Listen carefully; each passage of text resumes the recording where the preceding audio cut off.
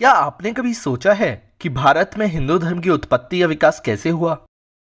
ब्रह्मा विष्णु शिव भगवान के रूप में कब हमारी संस्कृति में आए? ब्रह्म कौन है और वो ब्रह्मा विष्णु और शिवा में से कौन है? वैदिक काल में किन देवताओं की पूजा की जाती थी? क्या भगवान बुद्ध विष्णु के अवतार थे? मानव विकास के साथ साथ धर्म का विकास कैसे हुआ? आइए इन सभी प्रश्नों के उत्तर इस वीडियो सीरीज में जानें।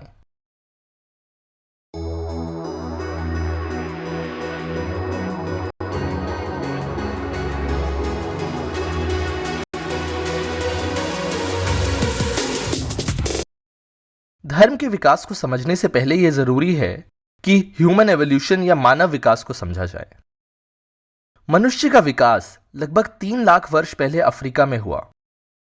ये हंटर गैदरर्स के रूप में रहते थे जो शिकार करके या दूसरे जानवरों के शिकार से अपना पेट भरते थे।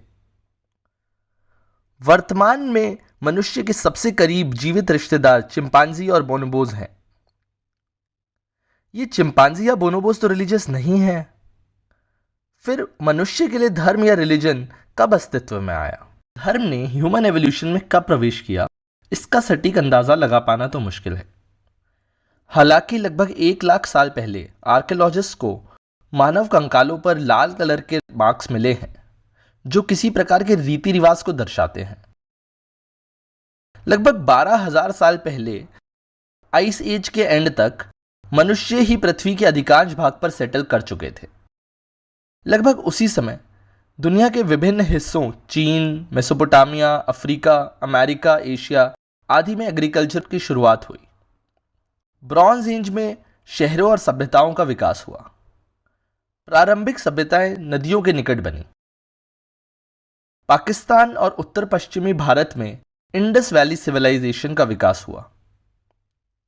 हम सबको यह पता है कि सिंधु घाटी सभ्यता या इंडस वैली सिविलाइजेशन भारत में पाई गई सबसे पुरानी सभ्यता है। तो अगर हम ये जान पाएं कि क्या इंडस वैली सिविलाइजेशन के दौरान पूजा की जाती थी या अगर की जाती थी तो किन देवताओं की पूजा की जाती थी, तो शायद हमें हिंदू धर्म के जन्म का रहस्य समझ में आ जाए। इंडस वैली सिविलाइजेशन की खुदाई में हमें एक टूटी हुई सील मिली है जिसमें एक बड़ी प्रतिमा या फिगर है जो या तो सींग वाली है या सींग के आभूषण पहने हुए है और 4 जंगली जानवरों हाथी, बाघ, भैंस और गैंडे से घिरी हुई है। पहले के कुछ स्कॉलर्स ने सुझाव दिया है कि यह भगवान पशुपति हैं जो जानवरों के भगवान के नाम से जाने जाते हैं और वैदिक धर्मों में हिंदू देवता रुद्र का एक रूप है।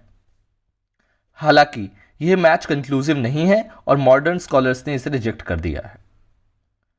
मोहनजोदाड़ो जो सिंधु घाटी की सबसे बड़ी सिटीज में से एक थी, वहां एक और मोहर मिली है जिसे सैक्रिफाइस सील भी कहा जाता है। स्कॉलर्स आमतौर पर सहमति में हैं कि यह एक धार्मिक रीति रिवाज दर्शाती है।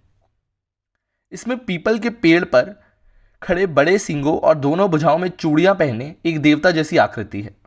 एक अन्य आकृति इसके सामने घुटने के बल बैठी है। यह शायद एक पुजारी हो सकता है। इस आकृति के बगल में एक मानव सर है और इसके पीछे एक बड़े सींग वाला जानवर मानव सिर के साथ है। यह पवित्र वृक्षों में अनुष्ठानित प्रथाओं और देवताओं में विश्वास को दर्शाता है। बरगद और पीपल के ये पेड़ अभी भी हिंदू धर्म में धार्मिक महत्व रखते हैं। आर्कियोलॉजिस्ट्स को स्वास्तिक चिन्ह वाली मोहरें भी मिली हैं। क्या ये हमारे शुभ लाभ वाले स्वास्तिक का ओरिजिन है? क्या सिंधु घाटी में ये शुभ का प्रतीक था? ये कह पाना जरा मुश्किल है क्योंकि अभी भी आर्कियोलॉजिस्ट सिंधु सभ्यता की लैंग्वेज या लिपि को नहीं समझ पाए हैं। मोस्टली स्कॉलर्स का ये मानना है कि स्वास्तिक चिन्ह की ये मोहरें व्यापार या ट्रेड में यूज की जाती थी। इन सब प्राप्त वस्तुओं से तो लगता है कि सिंधु घाटी के समय में हिंदू धर्म से मेल खाते रीति रिवाज वाला कोई धर्म तो हुआ करता था। पर इमारतों की दृष्टि से हड़प्पा या मोहनजोदाड़ो में मंदिर या पिरामिड जैसी कोई बड़ी संरचना नहीं है। केवल द ग्रेट बाथ ही एक बड़ी संरचना है।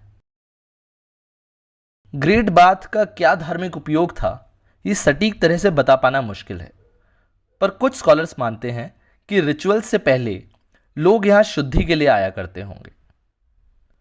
और रिचुअल्स या प्रेयर वो घरों में या खुले में ही आयोजित करते होंगे, तभी यहां मंदिर जैसी कोई बड़ी संरचना नहीं मिल पाई है।